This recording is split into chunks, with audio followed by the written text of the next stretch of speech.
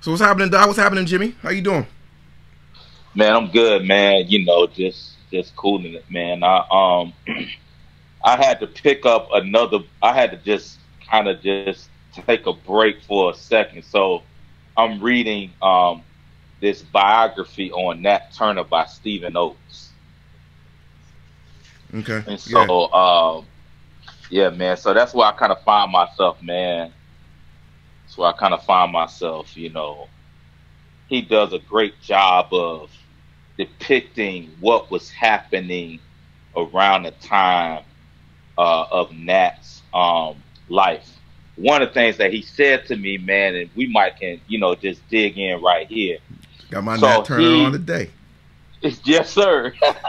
so so he talks about Nat's mother and how his mother was, legend has it that his mother Nancy was taken from Africa and endured the Middle Passage, survived, and she ended up, being sold to Benjamin Turner in Southampton County. Now, I didn't know that the Turners were Methodists, Yep. and specifically, not only were they Methodists, but the Methodists after the Revolutionary War, they broke away from the Anglican Church, becoming Methodist Episcopal. And so Benjamin Turner and his wife Elizabeth, they are Methodists. And of course, they're Methodist clergy. Now, Francis Asbury was the first Methodist bishop. And he was on this campaign, for anti-slavery. But it's going to be hard to win that when your parishioners and even clergy own slaves. So I think it was around 1804. The Methodist Church just kind of was like, all right, we're not going to fight this, allegedly. So the Turners, though some of those Methodist members would let go of their slaves, Benjamin and Elizabeth, they did not. And so this sets the stage for Nat. Okay. And it's it's interesting that I'm wearing that shirt. You know what I mean? My shirt. Right. When you bringing up Nat into the conversation, while we have Tyree on the phone on the call with us on the podcast with us, Tyree Anderson. You know him better. I was expecting you to introduce him, but this is exactly why I wanted to get into conversation, right? Because why I wanted to have a chance to chop it up with you, brother, Tyree, on this whole aspect of Nat's brand of Christianity. We've been talking about Nat's brand of Christianity. We've been talking about Harriet's brand of Christianity. And, I was recently saying, I think Sister Harriet presents the quintessential model of pastoring that we need to be following, in terms of, go get it for yourself and then come back and proclaim the gospel of freedom. But in looking at this through the lens of black inferiority, I like to talk about black inferiority, this complex that we have, and Tom Burrell talks about in Brainwashed. Can y'all excuse me for 1 minute? I got somebody from the funeral coming over here for some reason. Look, man, I apologize. That was we had the family food catered around there at the house, and so I was getting an update on what was going on with the catering. Had it made it there? What was good? So I was just getting an update, so making sure that the family was taken care of. So do apologize for that. Now let's Jimmy go introduce me or whatever. Man, let me go ahead and chop it up, man. I got you, man. So, man, we got joining us this afternoon.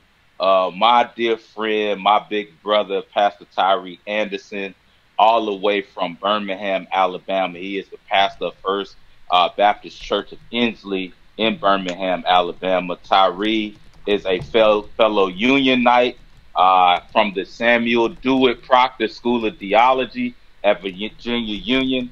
He also did his doctoral studies in Black Church Studies under Dr. William H. Myers at Ashland Theological Seminary. So, my dear brother, Dr. Tyree Anderson, welcome, man.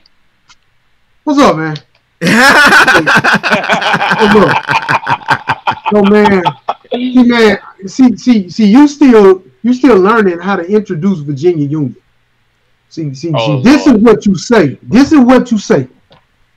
You tell them that I go to the only seminary Jesus would have sent his disciples.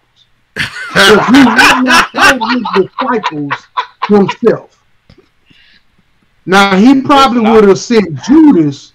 You could say the ITC, you could say Howard, you could say whatever school, but wow. Virginia Union would produce somebody like Judas. You know, we got those that cut the ears off. We got those that say, "Man, I don't believe you until I see it, bro."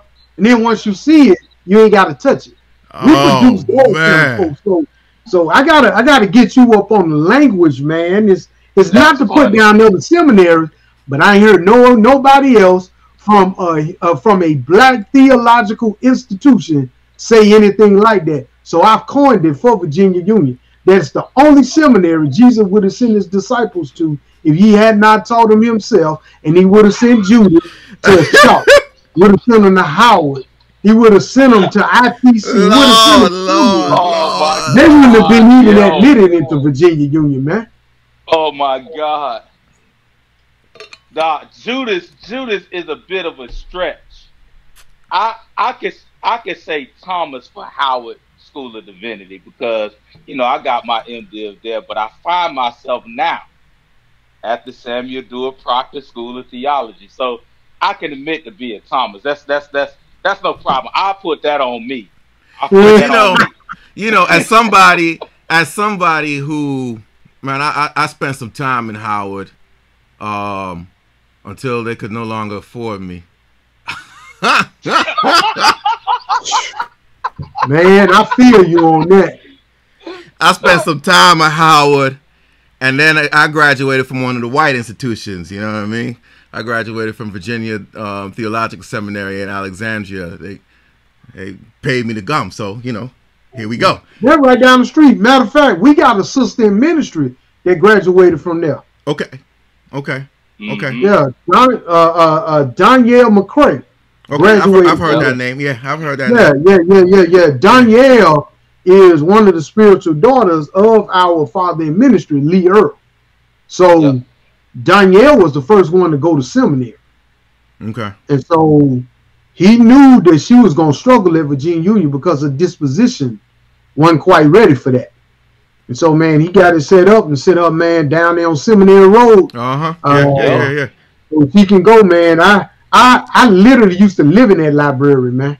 Hey, same here. Everybody come to that library. Man. Live in that library. Right. That's why when Howard pulled my full tuition scholarship, I had a 3.875 GPA, and they pulled my full tuition scholarship talking about budgetary constraints. I was like, oh, word? Okay. That's Howard. I know what I'm gonna do. I'm Thomas. That would have never happened at Virginia Union. But as someone who really can't get invested in that beef on black seminaries, right? I would kind of dive into what I heard you saying, Tyree, about your hopes for our people, right? Like, you know, you talk about moving our people to a different mindset, you know, right? And I was seeing to me that, you know, that's all our people, you know what I mean, including those who went to Virginia Union, you know, right? And moving to a different mindset. And you know, what I'd love to know is, like, because this is what we've been talking about. We've been talking about creating this liturgy of mattering. You know what I mean? Like a liturgy of becoming. Like I'm in the Episcopal Church. I'm really rooted in Orthodox Christianity, in the Ethiopian Orthodox Church, and so I look at liturgy as the key thing for Right. transformative living. And my whole thing, and this is why I want to pick your brain as somebody who studied Reconstruction history, you know what I mean? We don't find that too often. I kind of want to understand, you know, what drove you to be interested in Reconstruction. What was the nature of that search? And so that might work into some of the answer to this question. But, you know, really like looking at our identity as a people, how we embody that identity as a people. What is the single greatest thing, you know, that defines this different mindset that you envision, that you think is required? That's a good question. I think our spirituality.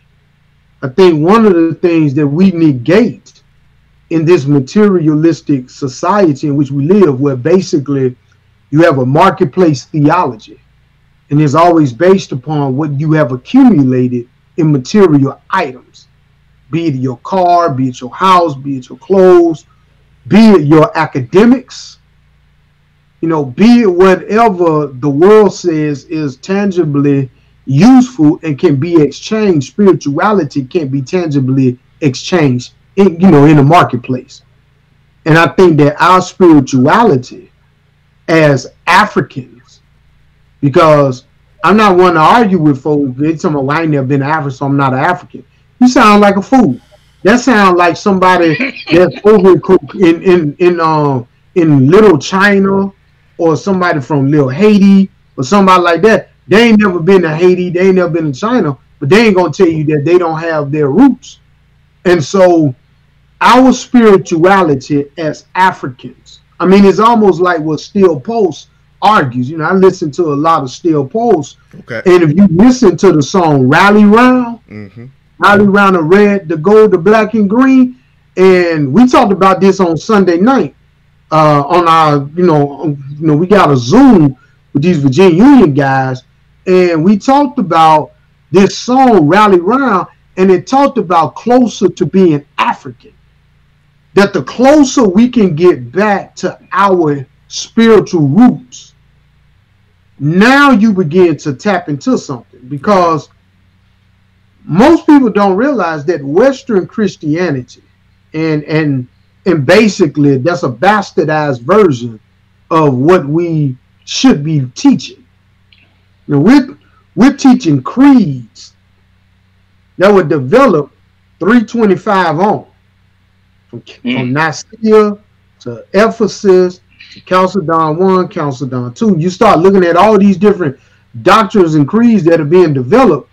They are so far removed from the spirituality in which Pentecost actually happened. Pentecost is an African movement. It's not something that you find European. Europeans don't talk about engaging the spirits. That's not something that they're used to dealing with. We're the ones that have to engage in that, and we understand, even if we don't know it. Even if we don't know it, we understand that our African cosmology is going to come through. That's the reason why when you mention the liturgy and you mention the Eastern Orthodox Church and the Coptic Church, man, you're talking about what has been considered the bastard version of what we supposedly believe, when in reality, everything that went on is liturgy. You take a look at all Jesus' activities; those are liturgies. But yes, sir. People who look at it like that because they have now accepted a Western definition of what a liturgy is. That's not a liturgy. You're simply copying what we had already done without asking us, how did you do it like that? So, for example, I watch these videos and I see sorority women doing their little line dance. And then a white girl is trying to go get in because she thinks it's just them having fun doing something. And somebody got to snatch her out of there before she gets killed. It's the same thing when you start looking at many of our churches. Many of our churches are void of spirit because we have allowed a Western hermeneutic to define who we are. So I think the thing is that the moment we can begin to understand that there's a spiritual reality that makes us who we are, the sooner we can get some of this stuff straightened out. So now, I forget, Jimmy. I forget the role you told me that Tyree just took on. You just took on a new role, right, brother? Yeah, within the convention, he's over the social justice. I didn't mention that. Yeah. I'm the director, the first ever director for the Office of Social Justice, for the Office of Social Justice Commission for the Alabama State Missionary Baptist Convention. So that's a brand new office that they've never had. That I'm the first one in there. Okay. So now, because that's the other thing we've been talking about, right? Like in this mindset shift, as we look at the arc of our people and how we've come to embrace the calling for social justice, the calling of social justice, the calling to social justice. And I put this in the context of the inferiority in the same way, right? Okay. In the inferiority that says we need justice for us. And don't get me wrong, we need justice for us. We do. But that we are doing justice because we need something. We are marching because we need something. We are petitioning Congress and whatnot, asking them to do better, right? Because we need something, right? Not because, and this is where I know I'm avant-garde, right? Not because we as a black people who have an understanding of the Christian faith that is completely opposite to their understanding of the Christian faith are able to stand in the authority of the gospel and say, you need to do right for you. Right. So I'm wondering from a social justice, because to me, the social justice of love, right? And this is why we always couch the civil rights language in, right? That we did this because of love, right? But the love to me is looking at the one that I'm acting toward. You know what I mean? Right. So I ain't worried about what you're doing for me. I ain't expecting you to do anything for me. I'm talking about what's going on with you. Right. That for me, like for white folks, I don't need y'all to understand Black Lives Matter. Whatever. White lives matter. I need you to understand, as a Christian, I want y'all to know white lives matter. And there is no way that white lives are going to get into the kingdom of God behaving in this way. That's what we see in the gospel. Right. So I wonder, like, as we look at, you know, building America back better, as we look at this whole recovery from everything that we've seen, the climax of this explosion of white supremacist vitriol, what do you think is the role of the black church vis-a-vis social justice in American society, towards American society? Well, I don't like it when people make this argument that social justice is over here and everything else is over here. Mm-hmm. Because when you take a look at it, y'all talking about Nat Turner, right? Mm-hmm. That's social justice. Social justice isn't something that's brand new. The slaves that jumped off the ships in route to the Americas, that's social justice. When you take and listen to what Killmonger said, that's social justice. Yeah. Yes, sir. But we don't allow for that to be social justice. And the reason why is because we don't redefine the language. See, whoever defines the language holds the key to everybody else. Like for example, I did my doctoral work on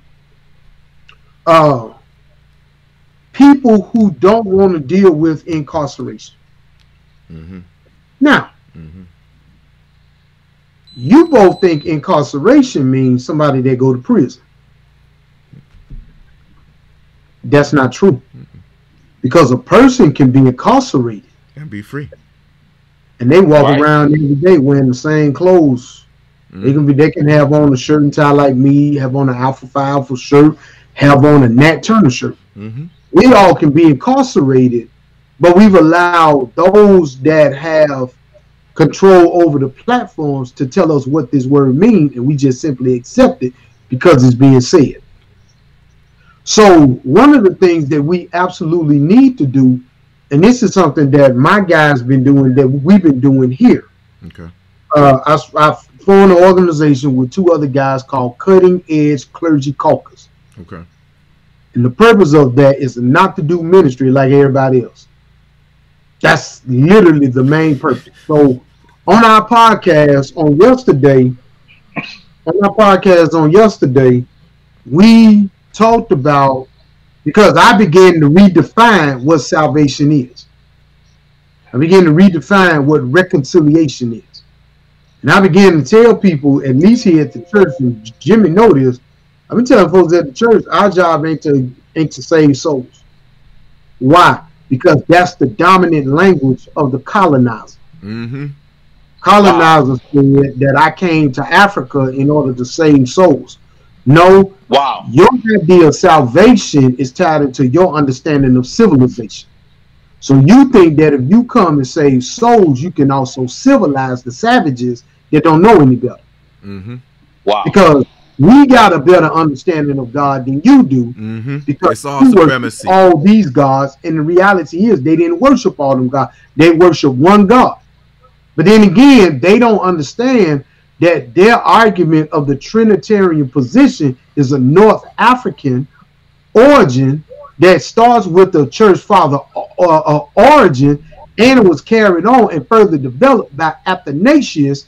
And then by the time you got to the Council of Chalcedon, now you got plenty that's also arguing the same thing. So you got this Antiochian and this Alexandrian branch that's arguing the Trinitarian position, but you get Europeans today that have no idea what church history even looks like, not knowing that they're arguing a African concept that they said at one time was savage. Look, I'm about to come way out of left field, right? I'm about to come way out of left field, Doc. You ready for this fly ball?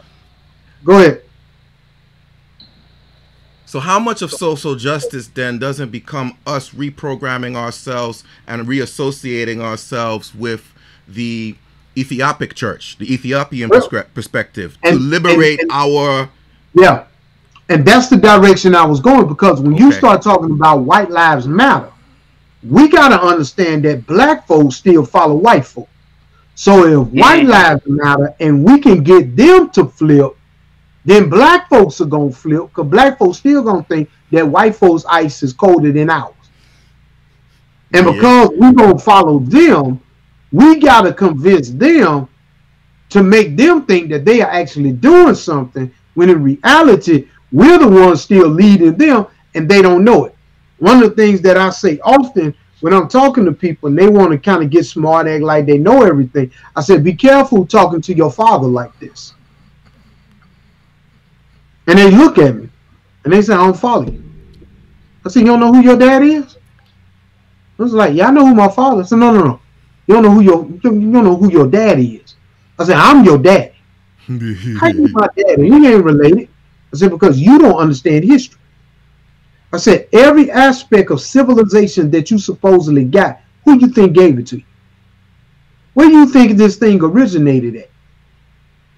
I said, this thing didn't originate with you. I said, if it had not been for the Moors going into southern Spain, we have no idea where y'all would be.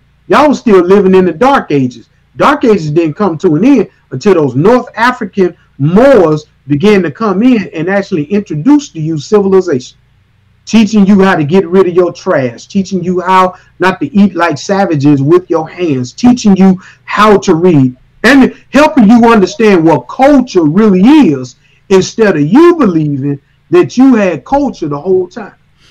How does the black church get to the place where this line of thinking is not the dominant strain? You got to have pastors that are willing to get in trouble.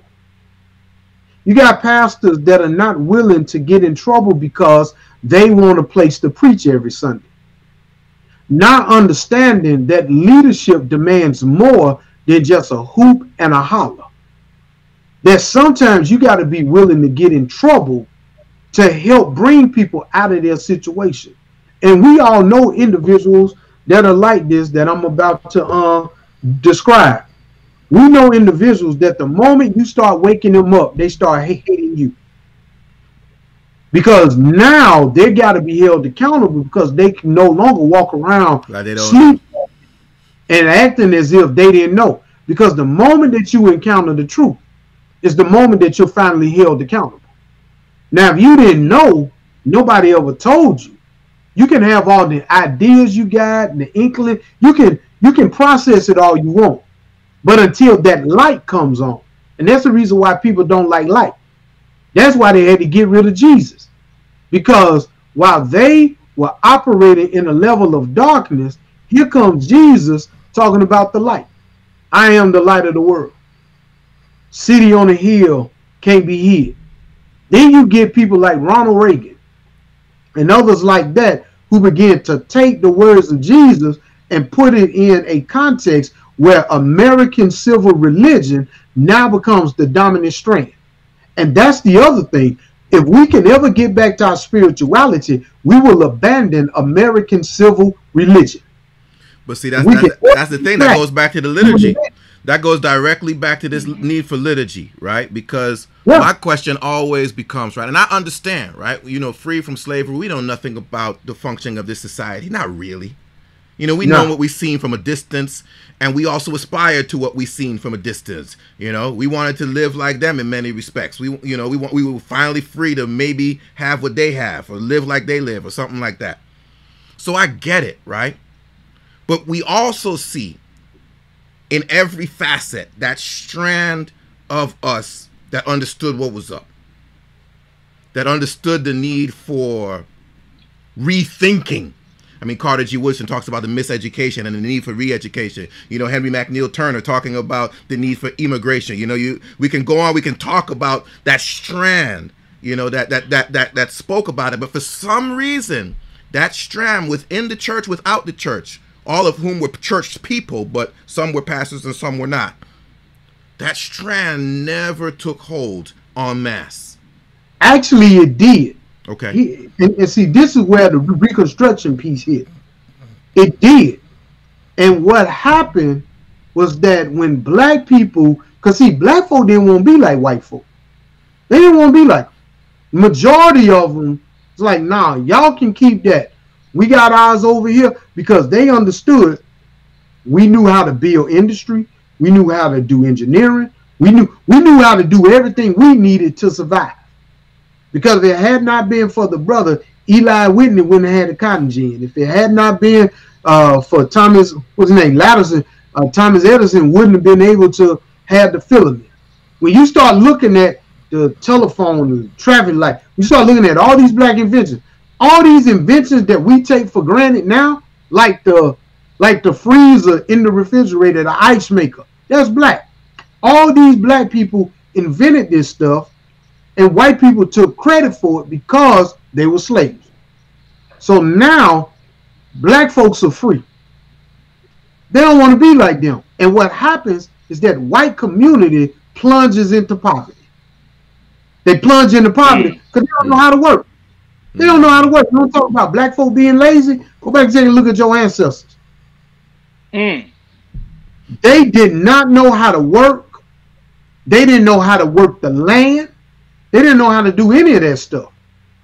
And so what they did was they created terror groups, kind of like Proud Boys, kind of like The Three the Three Percenters. Percenters, Yeah. and they created these terror groups that would later morph into the Ku Klux Klan, into citizens councils, into all these different white organizations that would become the terror of black folk.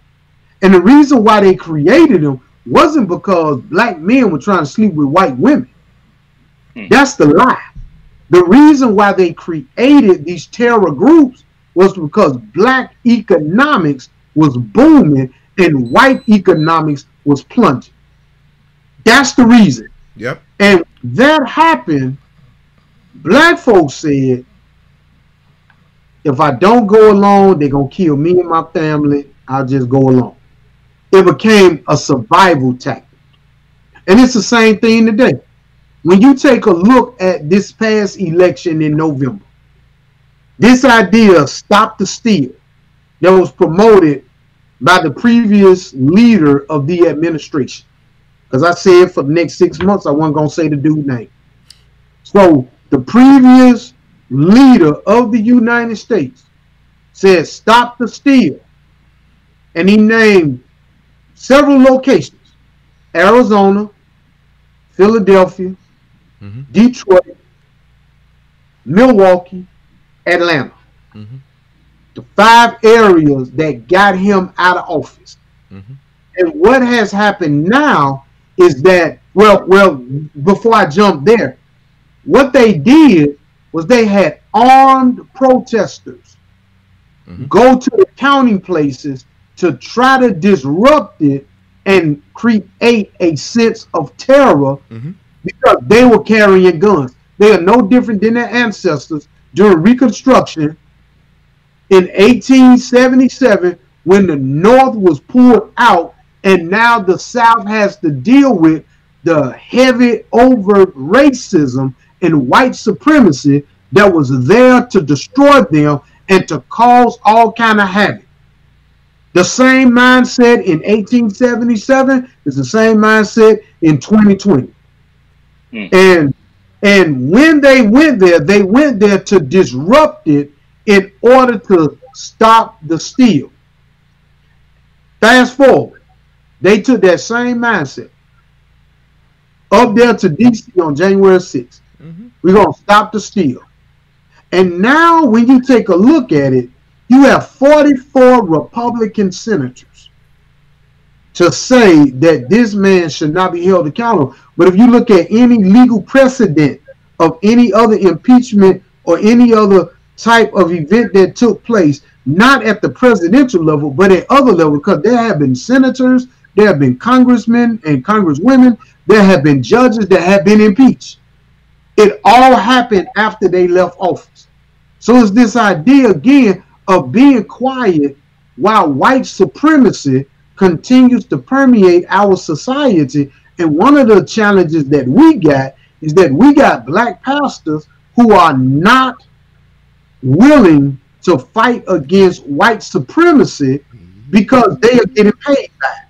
They are financially being taken care of. But that's the thing, my brother. That's the thing. So when we talk about social justice now, you know, I'm looking at the practicalities of like the stuff that we're going to be doing, right? So when we talk about social justice, is there any hope for quote unquote social justice as we've been interpreting it before we shift that mindset that you've been talking about? No. Because when you start talking about social justice, you got to take a look at what Jesus did. See, social justice does not begin with us. Social justice begins with the 8th century prophets. So when you start looking at the prophets, and they calling people out of their behavior, because you don't really need social justice for a moral society.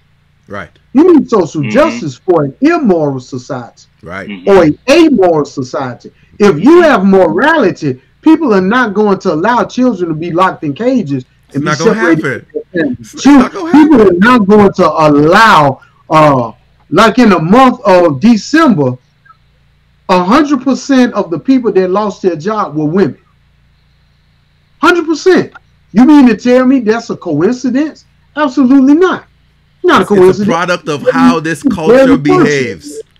Right. So when you start dealing with this idea of social justice, it's not just black folks having equity or right to vote. It's not just saying we're gonna put Harriet Tubman on a $20 bill.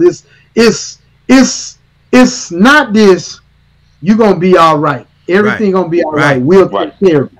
No, it's not about that. What it comes down to is, if equity is not on the agenda, then protesting is absolutely on the agenda, because you and I have got to be able to speak not just truth to power.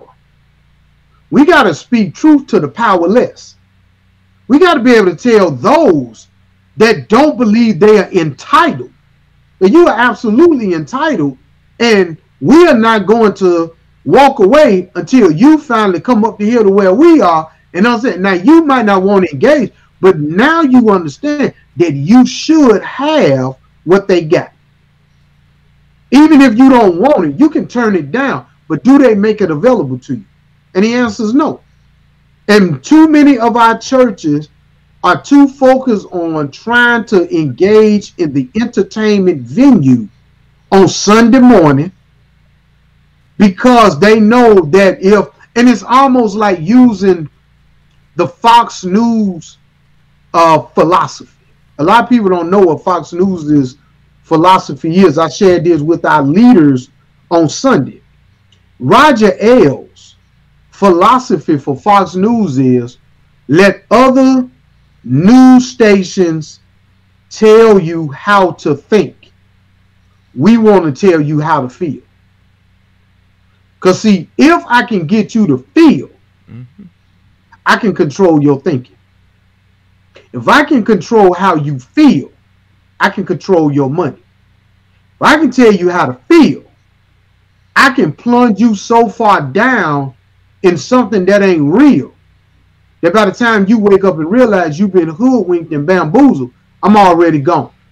Many pulpits, be it black or white, because Rob Parsley does the same foolishness, be it black or white, if the gospel is not being delivered, and I'm not talking about the principles, I'm not talking about the life, death, burial, resurrection of Jesus. I ain't talking about that. For me, that ain't the gospel.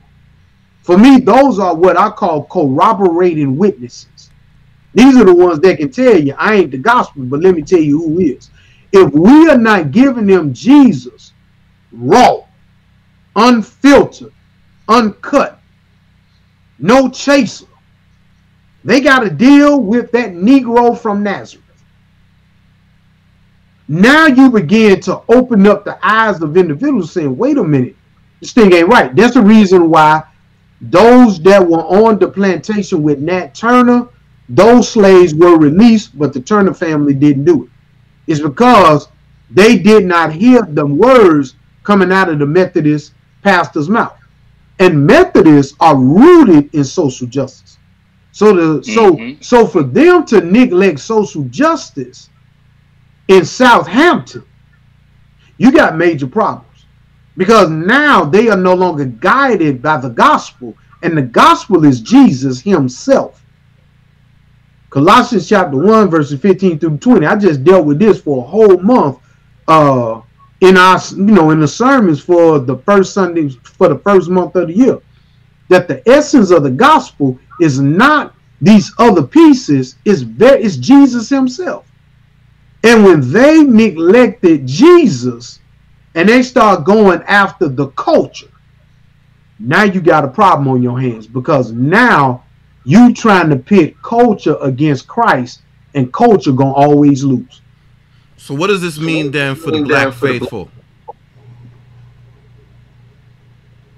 Negroes need to come out of their churches. I mean, we joke about it on Sunday nights. I'm always getting laughed at on Sunday night with me, Jimmy, Mike, Squad. When we all on our Zoom, I'm getting laughed at because I call out names of churches in my sermon. I call them out. I was told that you called the devil out by name. I call them out. Black folks got to stop going to these places that they are not getting the gospel. Because, see, Here's what a lot of them are doing. And it's not just in Birmingham. They got them same churches in Florida. They got them in D.C. They got them all over the United States. What they do is they preach a compromising word. They don't challenge the power structures because they're in bed with the power structures. And then what they do is they go and buy bicycles. They set up a barbecue pit. And they give hot dogs and give out gifts during the summer. And people start going to their churches because they've been hooked on getting free things. And what they're doing is they're dying on the vine. That's why it's like overturning the tables of the money changers. One of us will come along. We'll tell them, hey, that ain't right. You know you're a king, you're a queen. You know, you shouldn't, cheapen yourself like that. Well, y'all ain't giving us nothing. This is what I'm hearing. Y'all ain't giving us nothing. Baby, we giving you what you need. They giving you what you want. And then when you get what you want, you going to give them what they want. Because you are not getting the gospel. You're getting a watered down version of white supremacy that's been cloaked in religious garb. But see, this is the thing, right? For me at least. This is why I'm not in a church right now, right? What you mean you ain't in the church? What you in a physical building, in a physical building. Now that's the other piece. One second. What I'm saying is, when does it become necessary to overturn the tables of the money changers? Damn it, day one. But it ain't being done. It ain't going to be done. We don't see that in Western Christianity, nor do we see it specifically in Black Christianity. We allow anything and everything to masquerade as Christianity. But see, that's why I'm not a Christian. And I told Jimmy this. I ain't no Christian. Yeah, we've had this conversation. Yeah, we've had this conversation. I told my church this. I said, I'm not a Christian. So I'm a follower of the way. Yeah. Now, when you take a look at it, it ain't going to get turned over. And the reason is because people think that if they can play the game, they'll get a seat at the table. Yeah. Tyree, I want you to speak because you alluded, Jabril, you asked about what does it mean for the faithful. But Tyree, you alluded earlier about our Black leaders who are pastoring Black churches. Now, what does it mean for Black pastors now in the sense of now leading Black church forward, leading our people forward to repent and to ultimately transcend themselves to the way, to the Imago Dei, image of God? It takes time. See, the thing about it is we didn't get in this position overnight. We didn't get in this position overnight. Our ancestors had enough sense to know everybody talking about heaven ain't going there. Our ancestors had enough sense to know not to do what the master was doing. Even to the point in Haiti, how many y'all like candy? Y'all like drinking sweet like sodas and drinking anything that got sugar in it? Not really, but yeah. See, if you know what the Haitian Revolution was about, because see, while I got a concentration in Reconstruction, I almost focus on the French Revolution because of what took place in Saint Domingue and what took place in AIT. I almost focus on that because when I saw what they were doing, do you know that they use sugar? Sugar's a poison, and the Africans knew it, and they would put sugar in everything that the master was eating and drinking in order to poison him. Oh, y'all thought that was just on the help when she put the stuff in the pie, the secret ingredient. No, they actually tried to kill their oppressor by feeding them sugar. What does that have to do with anything? Has something to do with all this stuff that we're talking about. Our ancestors had enough sense to know We can't be like them. Our problem is, Jimmy, is that we not only want to be like them, we want to be better than them. We want to be better than them at their game. Right. We want to be better white than white. Right. And because we want to be better white than white, if I use Ebonics, and I mean, I had a member here at the church tell me one day, I really hate to hear you preach sometime because you speak in Ebonics.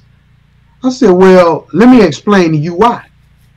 I said, I can easily speak the King's English and the Queen's English. I can easily speak. I said, but you do know that the American language is really a bastardized version of what they're speaking in Europe.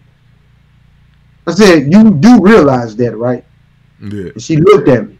I said, furthermore, when you take a look at what we say, black folks have their own language. I said, this is part of our history.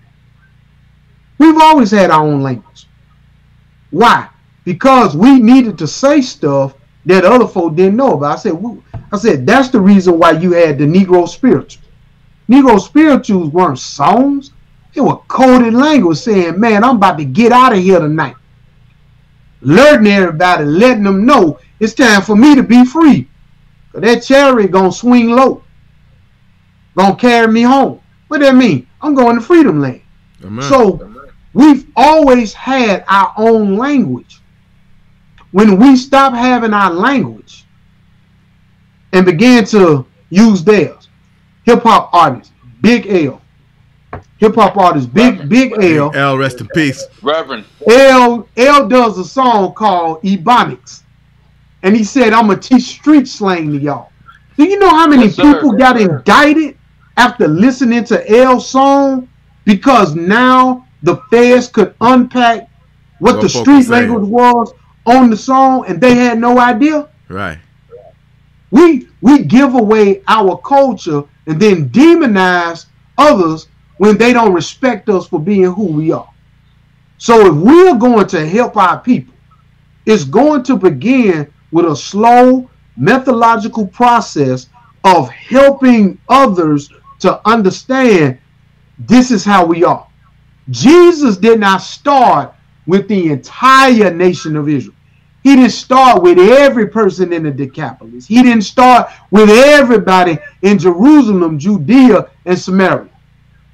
He said, I got 12 guys.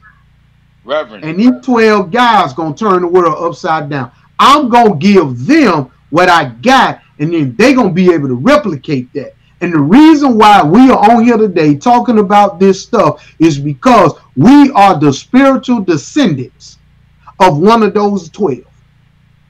Amen. That's who we are. And so it goes back to your first question about the most important, our spirituality. Because if we have no money, we have no car, we have no house, if we got our spirituality in check and we got our morality in place, and I'm not talking about personal piety, not this, if you want to go to heaven, you got to do X, Y, and Z. Right. No. I'm talking about doing what's right. Right. I'm talking about doing what's right because it's right to do. Right. If we got those in place, the universe will be in whatever direction we want. Golden. But it can't bend when we are not in right standing with God, with ourselves, and with our environment. And that right there, brothers and sisters, that right there to me is a summum bonum for social justice, right? We can't go do no social justice unless and until we understand that, and we can stand in that. You know what I mean? In terms of standing firm in the gospel, understanding who we be, as you say, Jimmy. You know what I mean? Understanding our creation in the Imago Dei, understanding our right to hold our own ideations as to what life is and how life should be. Then, when we approach the nation talking about what we want to see in terms of the creation of a more perfect union, then we'll be speaking with authority. But see, here's the problem.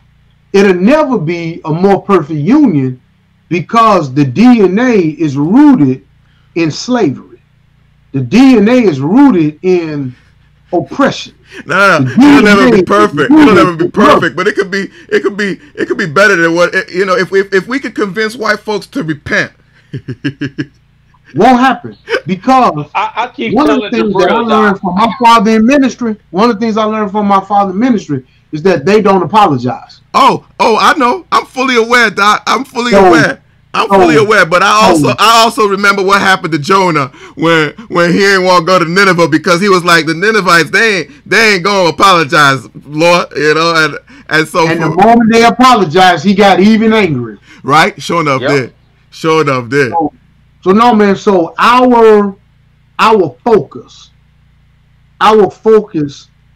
while we want to try and attack the larger segments of society, we got to raise soldiers. We got to raise soldiers to understand what their responsibility is. And if you can raise the right soldier with the right influence, imagine what a conscious Cardi B could do. Exactly. Imagine exactly. And so if you have somebody that got millions and millions of followers, like Rihanna is all right with me, because when Daniel Cameron, the Attorney General for Kentucky, was talking about Black History Month, she was like, bruh, what about Breonna Taylor? I mean, she clapped him with so less words. I mean, she didn't have a lot of words, but everybody was like, yeah, absolutely. You don't be talking to us about Black history and you don't care about Black folk, you don't care about Black women.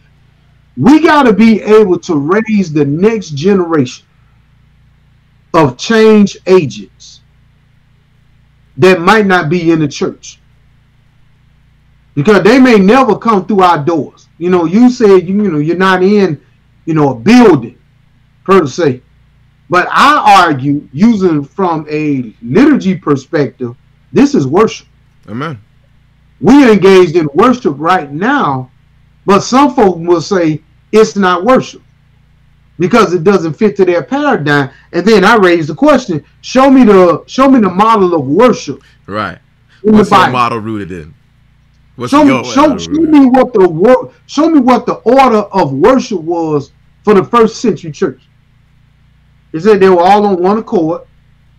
They were in one place, and that's when God showed up. And so this idea of unity carries us a lot further than somebody just giving us money for a cause. Right. Right. And I think we also got to help people understand that every skin folk ain't kinfolk. Yes, sir. Ain't kinfolk. And that becomes the hardest part, because you want to help your people, but your people might not be ready to move in that direction. And until they're ready, they're going to be a detriment to you. Yep. Right. I think about Harriet Tubman. We were talking about Jabril and I one time talking about Harriet Tubman and her prophetic leadership and how it correlates to pastoring our local Black churches. She mentioned that she freed 1,000 slaves, but could have freed 1,000 more if they knew they were slaves. And so to what you're saying, Tyree, I totally agree with you on that. With that being said, that timepiece is really essential. And when we talk about this whole spirituality, we're not talking about chronos either. In terms of measuring time, we're talking about being present in a moment whereby we're intentional with our thoughts, feelings, and behavior to transcend, to transform, our being, and also doing that to transform our families, transform our friends, those circles, our community as a whole. So, man, I thank you, man, Tyree, for sharing this with us, sharing with us. So, man, appreciate that, man. Yeah, indeed. Brothers and sisters out there, I hope you enjoyed the conversation. What I really hope is that you really begin to challenge your mindset. What is the rootedness of your perspective? Where is it coming from? How did it become part of your perspective, of the lineage of your perspective? You know, how was it grafted in? And really examine that. And make sure that it is from the Spirit. You know what I mean? Like, on the word say somewhere, I'm not a Baptist, you know what I mean? So I don't know chapter and verse, but don't it say somewhere that you test the spirits to know that they are from God? Like, if we look at where we are, brothers and sisters, if we look where we are in context with in the context that we are in, it's high time we start examining what's been given to us to see if it is from God, so that we can throw out that which is not from God and cleave to that which is from God, understanding that with that which is from God, we shall definitely find that way unto the beloved community, which has been promised to his beloved, his faithful beloved. A charge to keep we have, brothers and sisters, a God to glorify, a never dying soul to save, and fitted for the sky. We done come a long way, but Lord knows we got a long way yet to go. Yeah. So let us march on till victory is won. Peace. Yeah.